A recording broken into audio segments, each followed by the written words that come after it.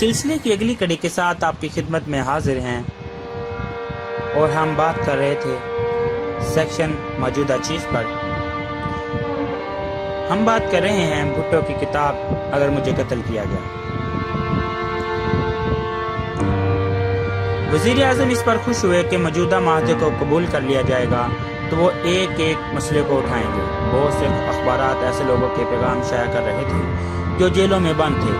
جب ایک شخص کو جیل بھیج دیا جاتا ہے تو اس سے اس کی آزادی سے محروم کر دیا جاتا ہے، اس لیے پریس کسی کے پیغامات شائع نہیں کر سکتا۔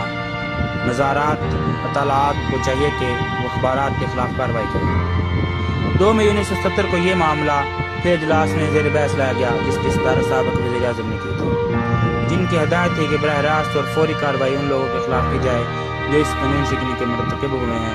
یہاں قانون شکنی کرنے والوں کی فطری مفہوم اخبارات ہیں، جو ان لوگوں کے لیے پیغامات اخبارات میں شائع کر رہے تھے جو PNA کی تحریک میں شامل ہونے کی بنا پر جیلوں میں بند تھے۔ زیر حوالہ ڈائریکٹر بمطابق وزیر اعظم یہ ہدایات جاری کی گئیں، اگر ضروری ہو تو وزارت اطلاعات و نشریات اپنے پینل پر ایک قانونی مشیر کو رکھیں جس کے سامنے ایسی نوعیت کے کیس قانونی مشورے کے لیے پیش کیے جائیں۔ مزید برآں ہر معاملے میں عمومی ایڈوانس لا ڈویژن سے حاصل کی جائے۔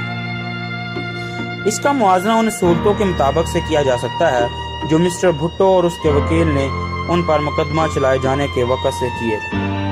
صفحہ 155 پر کچلنا کے زیر عنوان کرتاز سے بس کے مصنف نے بڑی تفصیل اور مبالغے سے یہ بتایا کہ میں نے کسی طرح اپنے مخالفین کو کچلا اور دبایا۔ میں نے کچلنے کا کون سا کام کیا؟ وفاقی وزیر اطلاعات و نشریات نے ایک ایسے اخبار کے بارے میں بعض انتظامی تدابیر اختیار کرنے کی تجویز پیش کی جو بغاوت کے شعلوں کو ہوا دے رہے تھے، کافروں کے خلاف جہاد کے لیے پکار رہا تھا اور کسی بات پر رک ہی نہیں رہا تھا۔ یہ اخبار بعض لیڈروں، رجت پسندوں، موقع پرستوں اور مخالف برائے مخالف کرنے والوں کے نصب العین کا چیمپئن تھا۔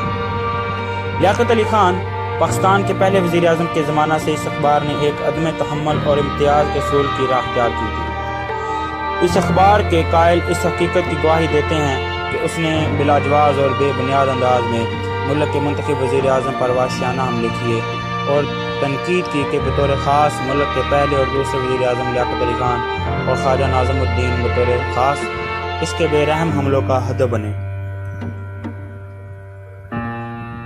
اور اس کے ساتھ ساتھ یہ بھی اس اخبار کا وتیرہ رہا کہ وہ ڈکٹیٹروں جیسے گورنر جنرل غلام محمد اور chief martial law administrator general Zia ul-Haq کی حمایت کرتا رہا۔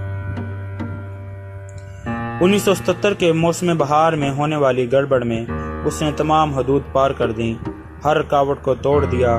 حکومت اگر اسے مزید ایندھن فراہم کرتی تو اپنے ان فرائض سے غفلت برتتی جو عوام نے اسے سونپے تھے۔ اس اخبار کی انتہائی اشتعال انگیزی کے باوجود میری حکومت نے اس کے ایڈیٹر کے خلاف کوئی فرضی مقدمہ قائم نہیں کیا، نہ ہی اسے الٹا لٹکانے کی کوئی دھمکی دی۔ ہم نے تو نہ تو صحافیوں کو کوڑے لگائے اور نہ ہی اس اخبار کا پرنٹنگ پریس چوری کرایا، نہ ہی اس کی اشاعت ایک رات کے لیے بھی بند کی۔ کچلنے کا عظیم مشورہ جو وفاقی وزیر اطلاعات نے دیا تھا وہ کچھ یوں تھا: تمام سرکاری اشتہارات بند کر دیے جائیں۔ یہ تجویز سرکاری اشتہاروں کے لیے پیش کی گئی تھی کیونکہ یہ حکومت کی طویل میں ہوتے ہیں، اس لیے ان سرکاری اشتہارات کو روک دیتے ہیں۔ ایڈیٹر کی انکم ٹیکس ریٹرن کے بارے میں انکوائری شروع کی جائے، کسی قسم کی دھمکی پر مبنی اور نہ ہی انکم ٹیکس کے جعلی مطالبات کیے جائیں۔ کوئی بھی حکومت اس کی مجاز ہوتی ہے کہ اس کے اخبار کے خلاف قانونی اور مجاز کھلی انکوائری کرائے، کیونکہ اس اخبار کا کاروبار بڑا وسیع ہے اور اس کی اشاعت اسی ہزار یومیہ ہے۔ پنجاب گورنمنٹ سے کہا جائے کہ اس کے ایڈیٹر نے جو جائیداد حاصل کی ہے اس کی انکوائری کرے، یہ سفارش بھی قابل اعتراض نہیں۔ پرائیویٹ اداروں کو کہا جائے کہ وہ اس اخبار کو اشتہارات بھیجنا بند کر دیں۔ میں یہ بات دہراؤں گا کہ میں نے اس تجویز سے اتفاق نہیں کیا جس کی تصدیق ان اشتہارات سے کی جا سکتی ہے۔ اس اخبار میں اس خاص زمانے میں شائع ہوتے رہے۔ تمام صوبوں، خود مختار اور نیم خود مختاروں سے کہا جائے کہ وہ اس اخبار کو خریدنا بند کر دیں۔ یہ ایک ایسی بچگانہ سفارش تھی کہ اگر میں وزیر کو یہ بتاتا کہ انتہائی بچگانہ تجویز ہے تو اسے تکلیف ہوتی۔ اس سلسلے کی اگلی کڑی کے ساتھ آپ کی خدمت میں حاضر ہوں گے. تب تک کے لیے ہمیں اجازت دیجیے. دیکھتے رہیے اردو پیڈیا. اللہ حافظ.